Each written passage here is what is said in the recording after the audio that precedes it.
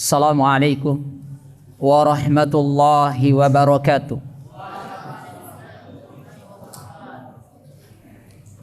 Alhamdulillah, nahmaduhu wa nasta'inuhu wa nastaghfiruh wa na'udzu billahi min syururi anfusina wa sayyiati a'malina. May yahdihillahu fala mudhillalah wa may yudlilhu fala hadiyalah. Asyhadu an la ilaha illallah wahdahu la syarikalah wa asyhadu anna Muhammadan abduhu wa rasuluh. Amma ba'd. Ikhwa wa akhwat jamaah salat maghrib rahimani wa rahimakumullahu jami'a. Alhamdulillah, kita senantiasa memuji syukur hanya kepada Allah Subhanahu wa taala yang terus melimpahkan nikmat demi nikmat kepada kita, sehingga di malam hari ini kita kembali duduk memanfaatkan umur, waktu yang Allah Subhanahu wa taala anugerahkan kepada kita untuk mengkaji, untuk mempelajari agama Allah Subhanahu wa taala. Sebagaimana yang telah kita wacanakan, dari pembahasan kita adalah membaca kitab-kitab akidah dari kalangan para ulama kita. Dan apa yang akan kita bacakan ini adalah sama dengan yang sebelumnya. Telah kita selesaikan alhamdulillah secara singkat dua kitab, Al-Usulus Salasa wal Qawaidul Al-Arba'ah. Sekarang kita masuk ke kitab yang ketiga, yang mana kitab ini sama penulis sebelumnya, yaitu seorang alim ulama kita, Asy-Syaikh Muhammad Al-Mujaddid At-Tamimi rahimahullahu ta'ala. Di dalam kitab beliau Al-Usulus Sittah adalah Al-Usulu As-Sittah, 6 dasar atau pondasi pokok di dalam agama kita.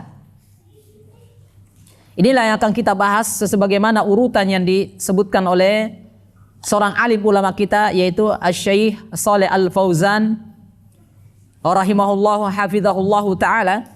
Di dalam urutan beliau, dalam silsilah akidah dari kitab beliau, maka beliau letakkan yang paling pertama adalah Al-Usulus Sittah, 6 dasar pokok di dalam agama kita. Nah, inilah yang akan kita bahas jamaah yang dimuliakan oleh Allah Subhanahu wa ta'ala, yaitu Al-Usulu As-Sittah. Sebelum kita lebih jauh membahas baik dari muqaddimah ataupun uraian-uraian asy-syekh dari usul yang pertama, yang kedua sampai yang keenam, maka terlebih dahulu kita ingin mengetahui apa itu al-usul. Nah, ini yang perlu kita pahami, apa itu al-usulu. Kemudian disebutkan as-sittah.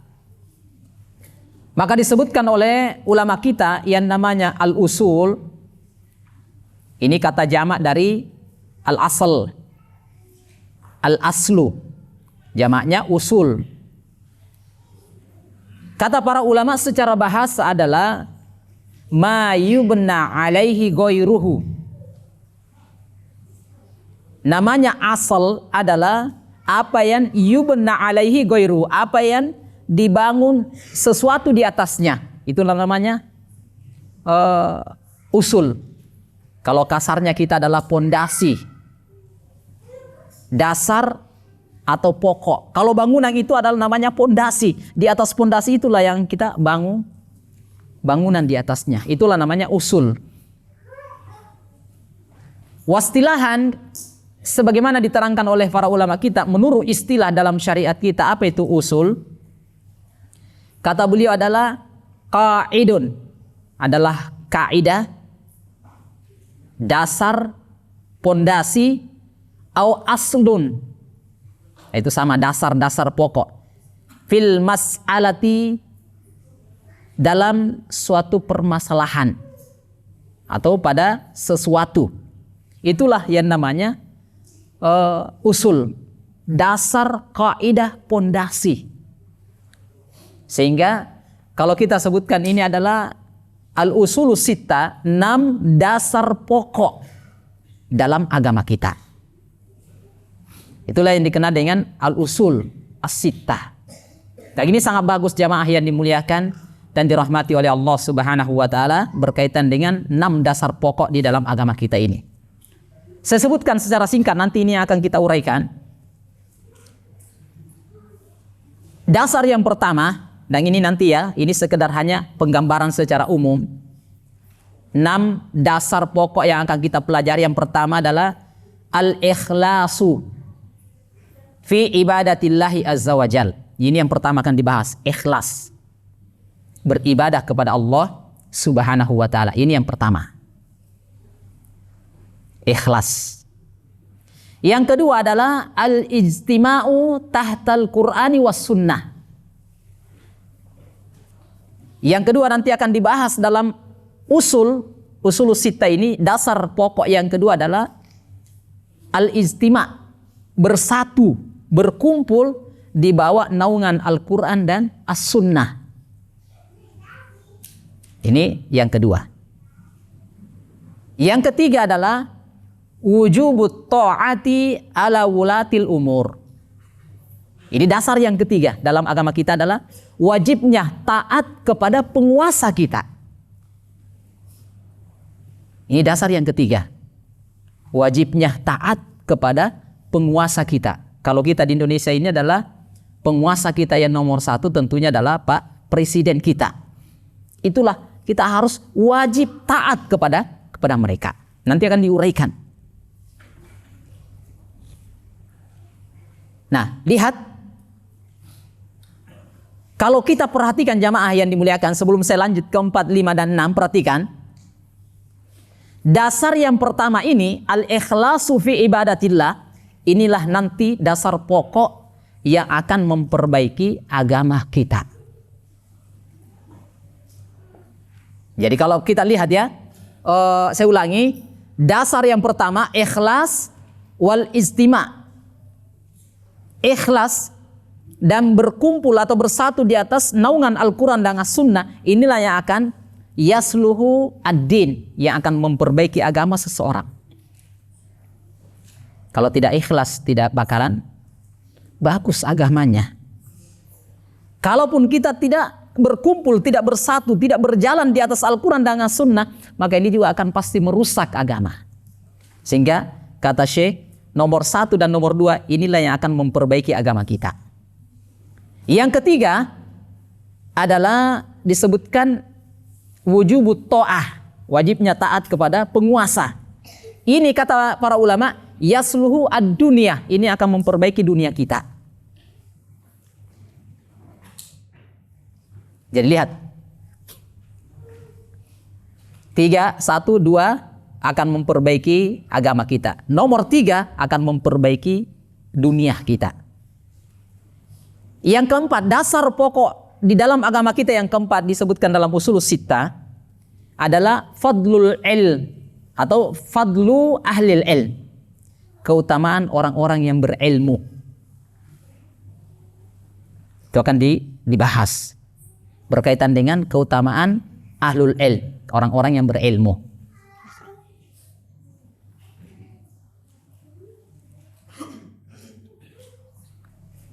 Nah, selanjutnya kaidah yang disebutkan oleh Syekh di sini, kaidah yang kelima.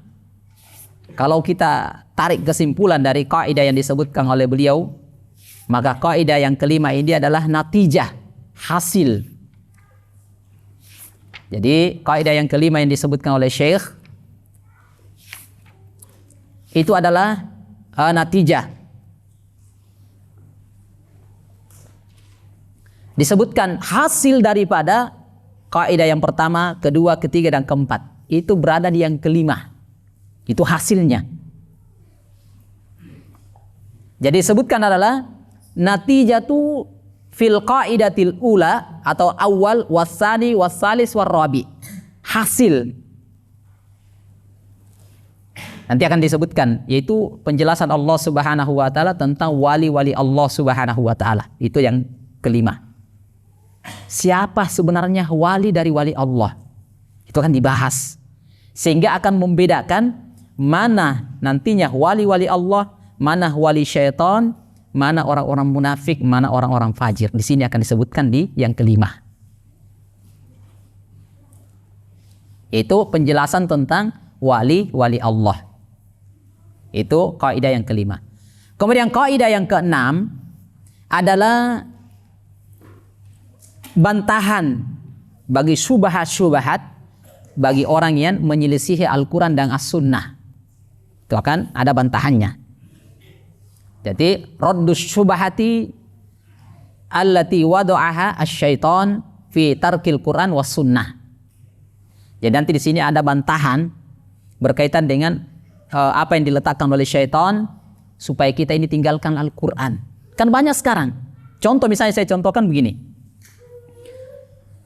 Zaman sekarang, tahun 2023, itu Al-Quran sudah tidak cocok dengan zaman 2023. Tidak bisa lagi.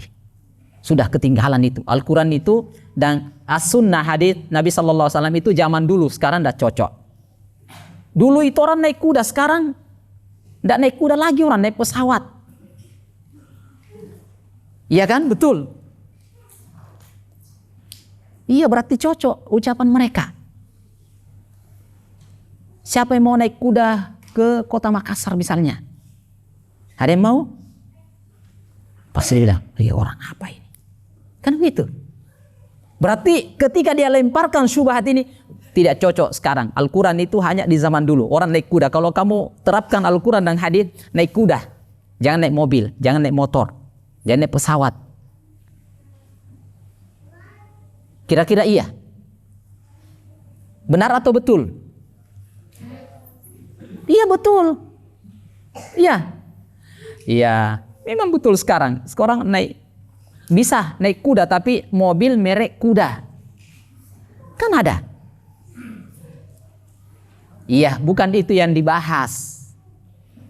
Al-Quran dan Sunnah itu adalah dia cocok di segala waktu dan zaman. Sampai hari kiamat. Itu akan cocok. Dari sisi mana? Dari sisi doa naik kendaraan itu beda tidak? Dari zaman dulu sampai zaman sekarang beda enggak? Sama, berarti Al-Quran itu cocok dan hadits itu cocok di. Bukan yang dibahas kudanya, motor, mobil, sepeda, pesawat, bukan itu yang dibahas. Tetapi yang dibahas oleh Nabi kita Muhammad SAW adalah doa naik kendaraan. Nah, berarti cocok. Seperti inilah yang akan dibantah. Ungkapan-ungkapan orang untuk menjauhkan kita dari Al-Quran dengan cara seperti ini. Nah itu, insyaallah ta'ala yang akan dibahas oleh Syekh di dalam kitab beliau Al-Usulus Sittah, 6 dasar pokok di dalam agama kita. Dan ini diperhatikan betul ya, ikhwah wa akhwat jamaah yang dimuliakan oleh Allah Subhanahu wa taala, karena ini bagus sekali. Nah, lihat. Saya langsung masuk dari muqaddimah yang disebutkan oleh Syekh. Itu hanya penggambaran ya, itulah yang akan kita uraikan nanti. Itulah yang akan kita bahas dari poin 1, satu persatu, yang kedua, ketiga, dan seterusnya. Lihat, kita langsung masuk dari keterangan Syekh. Kata Syekh Muhammad Al-Mujaddid At-Tamimi rahimahullahu ta'ala dalam kitab beliau Al-Usulus Salasa, beliau mengatakan Bismillahirrahmanirrahim. Alhamdulillahi Rabbil Alamin.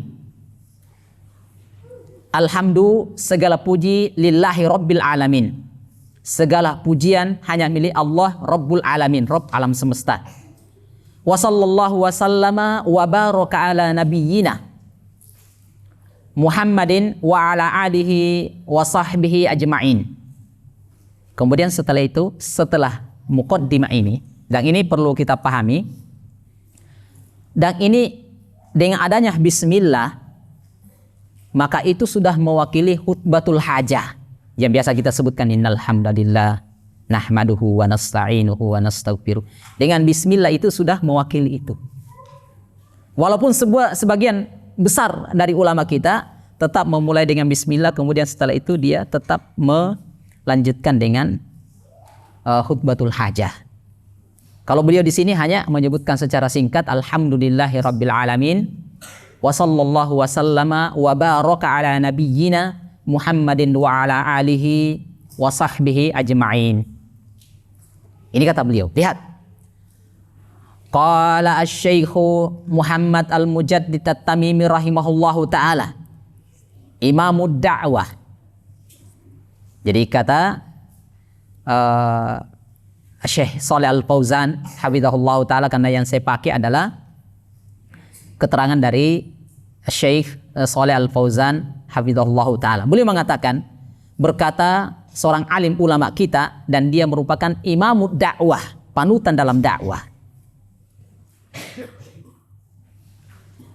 Beliau mengatakan imamud dakwati al-islamiyah, imamnya dakwah Islamiyah. Wahami hima millata al-hanifiyah. Kata beliau, dia merupakan penjaga ajaran tauhid. Dia merupakan penjaga ajaran tauhid. Sehingga yang kita baca al-qawaid al-arba, salah satu usul, al-usulus sittah, sittatu mawadi' minas sirah, dan seterusnya, kitabut tauhid, beliau semua. Belum lagi kitab-kitab yang lainnya nanti akan kita bahas insyaallah ta'ala di dalam silsilah yang akan kita sebutkan di dalam kitab ini banyak sekali. Ini risalah yang ditulis oleh beliau di sini, ada beberapa kitab.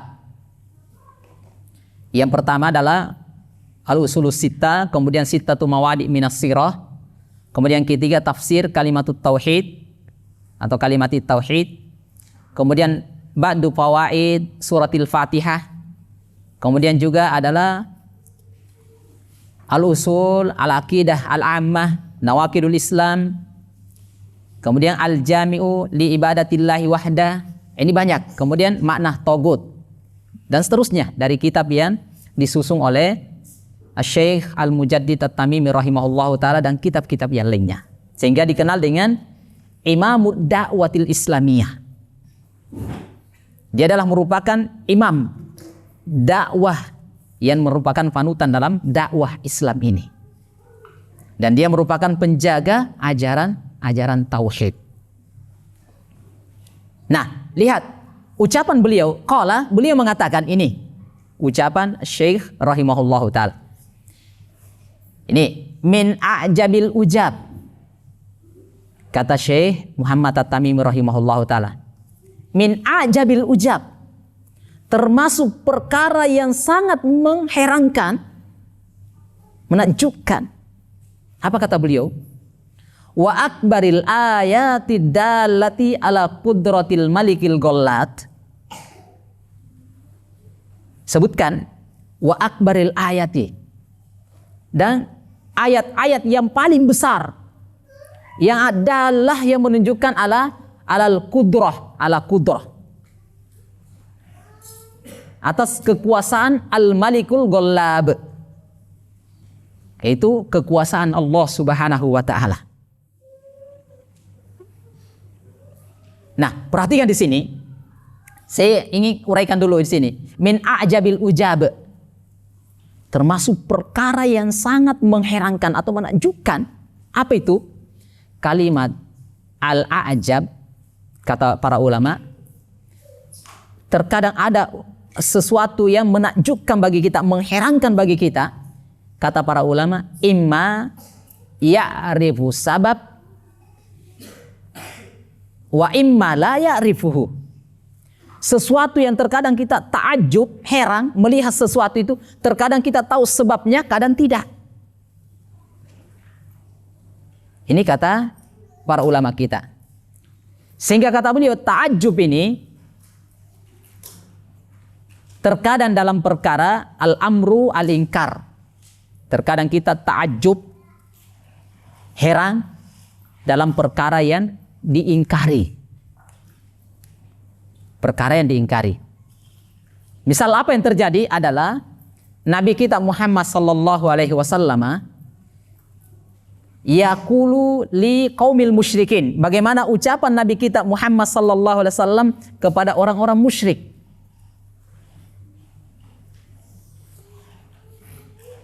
Bagaimana ucapan Nabi kita Muhammad sallallahu alaihi wasallam kepada orang-orang musyrik. Siapa yang ingat kaidah yang keempat dari Al-Qawaid Al-Arba'? Di situ disebutkan ketika Nabi sallallahu alaihi wasallam bersama dengan sahabat-sahabatnya yang baru masuk Islam, tiba-tiba dia melewati sebuah pohon. Di mana pohon ini adalah digunakan oleh orang-orang musyrikin untuk menggantungkan senjata-senjata mereka untuk mencari berkah. Maka kaum muslimin yang baru masuk Islam ini minta juga kepada Nabi kita Muhammad sallallahu alaihi wasallam, "Ya Rasulullah, ij'al lana ilahan kama lahum alihah." Atau ij'al lana dzatu anwat. Ya Rasulullah, jadikan kepada kami suatu pohon yang mana pohon itu kami gunakan untuk menggantungkan senjata-senjata kami untuk cari berkah. Maka apa ucapan Nabi sallallahu alaihi wasallam ketika itu? Allahu Akbar. Ini bentuk Nabi itu sini heran. Itu bisa terjadi karena adanya perkara yang bentuk pengingkaran, kita ingkari. Juga dalam ucapan Nabi kita Muhammad sallallahu alaihi wasallam kepada orang-orang musyrik, la ilaha illallah. Maka ketika disebutkan aja'ala ilahan wahidah. Ketika Nabi kita Muhammad sallallahu alaihi wasallam mendakwakan kalimat la ilaha illallah, qulu la ilaha illallah kepada orang-orang musyrik. Ucapkan la ilaha illallah. Apa ucapan mereka? Aja'ala ilahan wahidah. Inna hadza la syai'un ujab. Ini kata orang-orang musyrik. Ketika Rasulullah mengajak mereka, menyuruh mereka untuk mengucapkan la ilaha, orang-orang musyrik mengatakan, apakah engkau akan menjadikan sembahan-sembahan kami menjadi satu? Ini adalah sesuatu yang menakjubkan. Sesuatu yang mengherankan. Sebagaimana firman Allah Subhanahu wa taala dalam Al-Qur'an, qala Allah taala wa in ta'ajjab fa ajabun qauluhum. Jika kalian ta'ajjub, maka ta'ajjublah kepada ucapan mereka. Aidza kunna turaba, apakah apabila kami sudah menjadi tanah, ainna, ketika kami sudah menjadi tanah, laqad khalaqa khalqan jadida, apakah ketika kami sudah menjadi tanah akan dikembalikan menjadi makhluk yang baru? Ini ucapan-ucapan mereka. Maka ini jelas dari keterangan kata para ulama kita menjelaskan bahwasanya hal ini adalah sesuatu yang menakjubkan, mengherankan bagi kita. Allah sudah sebutkan kalian akan dikembalikan, setelah kalian jadi tanah akan dibangkitkan, tapi mereka itu tidak. Inilah kata beliau, terkadang seseorang itu ta'ajjub dalam perkara yang mengingkari atau perkara yang diingkari. Ini wallahu ta'ala alam bissawab. Dan terkadang juga seseorang itu ta'ajjub dalam perkara yang itu adalah kebaikan. Fil amril khair, dalam hal yang baik. Sebagaimana disebutkan oleh Nabi kita Muhammad sallallahu alaihi wasallam dalam hadis yang ma'ruf yang sering kita dengarkan, dalam hadis Syuaib bin Sinan berkaitan dengan urusan, dan ini Nabi sallallahu alaihi wasallam disebutkan, ajaban li amril mu'min, sungguh sangat mengherankan urusan seorang mukmin. Inna amrahu kullahu lahu khair, seluruh urusannya atau semua urusannya itu baik. Ini kan disebutkan ajib, ajaban. Sehingga kesimpulannya di sini bahwasanya terkadang seperti yang diterangkan oleh Syekh, min a'jabil ujab. Termasuk perkara yang sangat mengherankan, dan ketika kita ta'ajub ini bisa menjadi kita ta'ajub karena perkara yang kita ingkari atau ta'ajub karena perkara yang baik. Itu bisa jadi. Dan kedua-duanya digambarkan dalam ayat maupun dalam hadis. Ini disebutkan oleh ulama kita, jamaah yang dimuliakan oleh Allah Subhanahu wa taala. Kemudian lanjut, wa akbaril ayati dallati ala qudrati al-malikil ghallab. Maka disebutkan di sini di antara ayat-ayat yang paling besar yang menunjukkan tentang kekuasaan Allah Subhanahu wa taala. Ini kata al-malik dengan al-ghallab disebutkan oleh para ulama. Al-ghallab ini adalah la yusbitu min ismin min asma'illah. Itu bukan nama dari nama Allah. Al-ghallab. Kalau al-malik iya. Seperti dalam surah Al-Fatihah, Maliki yaumiddin. Maliki yaumiddin. Itu dalam beberapa ayat disebutkan al-malik. Al-malikil quddus di akhir daripada surah Al-Hasyr. Itu. Kemudian kata beliau, lanjut, sittatu usulin bayyanaha Allahu ta'ala bayanan wadihan lil awami fawqa ma yadunnu dhannuna. Nah, perhatikan. Termasuk di antara ayat yang paling besar yang menunjukkan tentang kekuasaan Allah Subhanahu wa taala, kebesaran Allah Subhanahu wa taala adalah sittatu usul, 6 dasar pokok. Yang mana disebutkan bayyanaha Allahu taala bayanan wadihan, dengan di mana Allah menjelaskan dengan penjelasan yang sangat gamblang, sangat jelas. Lil awam, kepada orang-orang yang tidak belajar agama sekalipun dia bisa paham. Apalagi yang belajar. Jadi kata beliau, fawqa ma yadunnu dhannun, melebihi dari sangkaan orang-orang yang menyangka. Jadi kalau kita lihat jamaah, 6 dasar pokok yang telah kita sebutkan itu semua orang paham. Walaupun orang-orang yang tidak belajar agama paham. 1, harus ikhlaskan ibadah hanya kepada Allah. Siapa yang tidak paham? Yang kedua adalah wajibnya berkumpul di bawah naungan Al-Quran dan As-Sunnah. Itu paham, orang paham. Wajibnya taat kepada penguasa. Kemudian tentang keutamaan orang-orang yang berilmu, di mana kita ketahui tentang keutamaan wali dari wali-wali Allah Subhanahu wa taala, membedakan dengan wali syaitan, itu jelas. Kemudian bantahan kepada syubhat orang-orang yang ingin menjauhkan dari kita, yaitu Al-Quran dan As-Sunnah. Itu jelas sekali. Juga dalam Al-Quran banyak sekali berkaitan dengan penjelasan yang sangat jelas berkaitan dengan ini untuk orang-orang awam sekalipun. Dia paham. Allah Subhanahu wa taala memerintahkan kepada kita, wa'budullaha, beribadalah kepada Allah Subhanahu wa taala.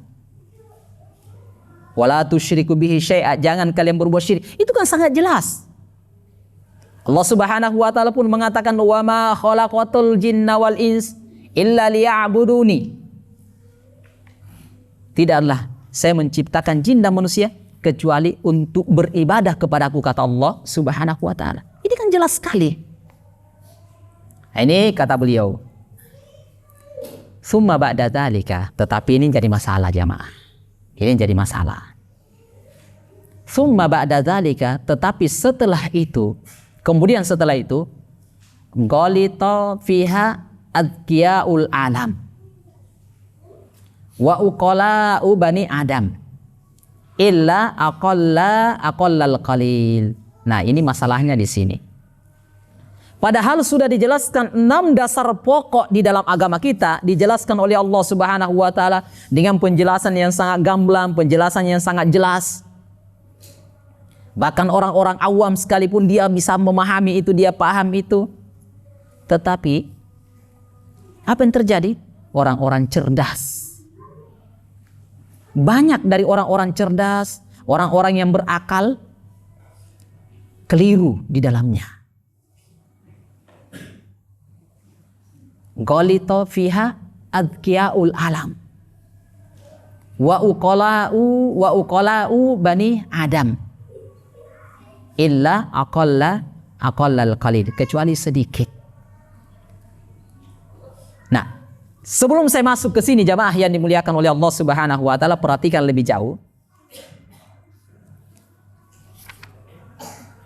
Saya ingin uraikan dulu dari bacakan keterangan Syekh Shalih Al Fauzan hafizahullahu taala bahwasanya sittatu usul, 6 dasar pokok ini bayyanahallahu taala bayanan wadiha, dengan penjelasan yang jelas gamblang, lil awam fauqa ma yadhunnu dhannun, di atas sangkaan orang-orang yang menyangka. Perhatikan kata Syekh Shalih Al Fauzan, beliau mengatakan la syakkah, tidak diragukan lagi, annallaha subhanahu wa ta'ala anzalal Qur'an tibyanan likulli syai'. Ini yang harus kita pahami jamaah. Kata Syekh Shalih Al Fauzan hafizahullahu taala, tidak diragukan lagi bahwasanya Allah Subhanahu wa taala menurunkan Al-Qur'an sebagai tibyanan, sebagai penjelas, likulli syai', kepada segala sesuatu. Di sisi lain, wa anna Rasulullah sallallahu alaihi wasallam bayyana hadzal Qur'an bayanan syafi'an. Bahkan Nabi sallallahu alaihi wasallam pun datang menjelaskan, menguraikan, menerangkan dengan keterangan-keterangan yang jelas sekali. Bahkan disebutkan bayanan syafi'an, penjelasan yang sangat jelas. Di antara yang dijelaskan oleh Allah Subhanahu wa taala di dalam Al-Qur'an, datang Rasulullah sallallahu alaihi wasallam menguraikan lebih jelas adalah wa a'dhamu ma bayyanahu Allah wa rasuluhu fi hadzal Qur'an adalah qadiyatut tauhid wasyirk, yaitu masalah tauhid dan masalah syirik. Ya Allah terangkan, demikian pula Rasulnya di dalam Al-Qur'an. Kenapa kata beliau? Kenapa harus tauhid ini dijelaskan? Kenapa syirik ini harus dijelaskan? Kata Syekh, lianna tauhidah huwa aslul Islam wa aslud din. Tubna alaihi jami'ul a'mal. Harus dijelaskan tauhid ini. Kenapa kata Syekh? Karena tauhid ini adalah pondasinya Islam, pondasinya agama. Bahkan di atas tauhid inilah semua amalan itu dibangun. Biarpun sebanyak berapapun amalan kita, kalau tauhidnya rusak, tidak ada nilai dari amalan yang kita kerjakan. Sehingga dengan inilah kenapa penjelasan yang paling gamblang berkaitan dengan mentauhidkan Allah Subhanahu wa taala, ini kata beliau. Demikian pula syirik. Kenapa syirik ini diuraikan dengan uraian yang sangat jelas? Kata beliau, wasyirku yubtilu hadzal asl. Kenapa syirik harus dijelaskan? Karena inilah yang akan bisa menghancurkan Islam, menghancurkan agama, dan menghancurkan semua amalan-amalan kita ketika amalan itu bercampur di dalamnya dengan kesyirikan. Ini kata beliau. Wa yufsiduhu, bahkan dia akan merusaknya, menghancurkannya. Wala yakunu lahu wujudun. Ini tidak boleh ada dalam amalan agama maupun dalam Islam, itu syirik tidak boleh. Ini kata beliau. Karena kata beliau, karena dua perkara ini, tauhid, kapan tauhid ada, syirik itu pasti tidak ada. Tetapi kapan tauhid tidak ada, syirik pasti ada. Karena itu adalah dua hal yang saling berlawanan, saling bermusuhan. Kalau tauhidnya kuat, syiriknya lari. Tapi kalau kesyirikannya kuat, otomatis tauhidnya tidak ada. Sehingga inilah penjelasan yang kata beliau la yajtami'ani abada. Keduanya tidak akan mungkin bersatu. Keduanya tidak akan mungkin bersatu. Bahkan kata beliau, lihat lebih jauh kata beliau, falidzalika Allah Subhanahu wa taala bayyana hadzal asl fi kitabihi fi jami'il Qur'an. Maka oleh karena itu, dengan dahsyatnya syirik ini yang bisa menghancurkan semua amalan-amalan kita, maka Allah Subhanahu wa taala menjelaskan dasar pokok ini di dalam seluruh atau di semua Al-Qur'an atau di dalam Al-Qur'an seluruhnya.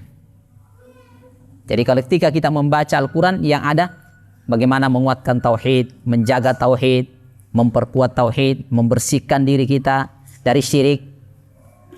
Nah, ini semua yang ada. Bahkan kata beliau, la takadu takhlu suratun min dzikri tauhid wa dzikri syirk. Kata beliau, hampir-hampir tidak ada satupun surat di dalam Al-Quran kecuali itu ada penyebutan tauhid dan ada penyebutan syirik.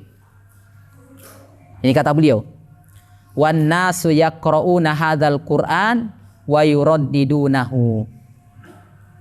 Dan manusia mereka itu membaca Al-Quran bahkan dia ulang-ulang. Dia ulang, dia terus ulang, dia terus ulang. Nah, inilah yang disebutkan oleh beliau nanti. Tetapi yang jadi masalah, orang-orang dianggap cerdas, orang-orang yang berakal, kok bisa terjatuh di dalamnya? Padahal penjelasan dari Allah dan Rasulnya itu penjelasan yang sangat gamblang, yang sangat jelas. Orang-orang awam sekalipun pasti ketika dia baca, pasti dia paham. Pasti dia paham. Sehingga ini nanti akan dibahas oleh Syekh, jamaah yang dimuliakan oleh Allah Subhanahu wa taala. Kenapa terjadi seperti ini? Karena sebagian di kalangan orang-orang yang membaca Al-Quran, dia hanya fokus hanya membaca tok. Dia hanya fokus membaca, memperbaiki tajwid, memperbaiki suara, menghafal Al-Quran, hanya fokusnya di situ. Dia bukan memperhatikan makna dan kandungan dari Al-Quran tersebut. Sehingga dia tidak paham apa yang dia baca itu tidak sampai melewati tenggorokan-tenggorokan mereka. Artinya dari Al-Quran yang mereka baca dari awal, dari surah Al-Fatihah sampainya surah An-Nas, mereka hafal, dia hafal betul. Dari ayatnya nomor sekian, nomor suratnya dan ini semuanya dia hafal. Tetapi apa yang terjadi? Mereka tidak paham apa yang mereka baca, apa yang mereka hafal. Akhirnya inilah yang menyebabkan. Padahal dikatakan orang-orang cerdas, orang-orang yang berakal. Ini jamaah yang dimuliakan dan dirahmati oleh Allah Subhanahu wa ta'ala. Apalagi disebutkan nanti oleh Syekh, terkadang juga yang menjadikan kita tidak memahami Al-Quran. Kenapa?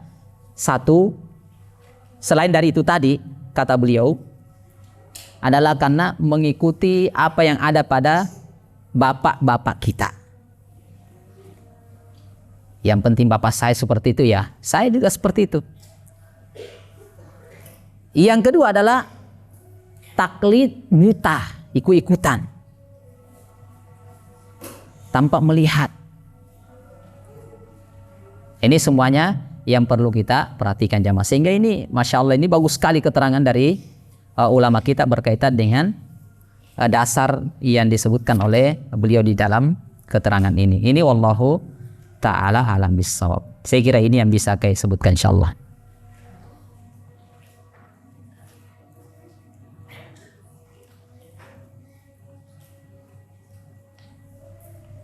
Ya, ini dulu yang kita sebutkan. Jadi nanti kita lanjutkan berkaitan dengan jelasan Al-Quran ini jelas, tapi tetap orang-orang ada yang terjatuh dan keliru di dalamnya. Ini nanti kita sebutkan dari uraian Syekh. Ini muqaddimah, sedikit dari muqaddimah Syekh yang bisa kami bacakan. Wallahu ta'ala a'lam bissawab. Ini dulu cukup insyaallah karena waktu Isya sudah masuk. Lebih dan kurangnya kami mohon maaf. Wallahu ta'ala bissawab. Kalau ini anak-anakku sekalian dimuliakan oleh Allah Subhanahu wa taala, kalau bisa ini dihafal-hafal, ini matanya bagus sekali insyaallah. Ini bagus sekali.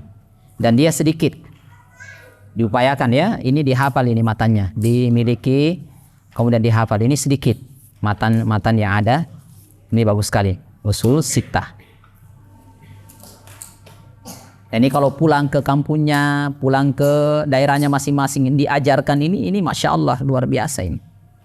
Apalagi kalau sudah bisa baca kitab-kitab para ulama yang berbahasa Arab, Itu tinggal kita baca, ini sudah ada uraiannya semuanya para ulama. Yang penting matanya dulu dihafal, ini sudah. Apalagi kita bahas sedikit-sedikit, nanti dihafal. Jadi mulai alhamdulillahirabbil alamin wa sallallahu wa baraka ala nabiyina Muhammadin wa ala alihi wa sahbihi ajmain. Sebutkan di situ, sebutkan qala asy-syekh Muhammad Al-Mujaddid At-Tamimi rahimahullahu taala imamud da'watil islamiyah wa hamihima millatal hanifiyah. Disebutkan baru masuk. Qala beliau mengatakan min ajabil ujab wa akbaril ayatid dallati alal qudrati al malikil ghallab sittatu usulin. Ini sedikit-sedikit saja dulu. Bayyanaha Allah taala bayanan wadihan lil awam fawqa ma yadunnud dhannun. Sudah sampai di situ dulu. Nanti kita tambah lagi hafal selanjutnya. Sambil berjalan dihafal. Ini wallahu ta'ala bissawab. Saya kira ini yang bisa kita sebutkan. Nanti disebutkan al-aslul awal, al-aslul tsani, al-aslul tsalits dan seterusnya. Saya kira itu wallahu ta'ala alam bissawab. Subhanakallahumma rabbana wa bihamdik asyhadu an la ilaha illa anta astaghfiruka wa atubu ilaik. Assalamualaikum warahmatullahi wabarakatuh.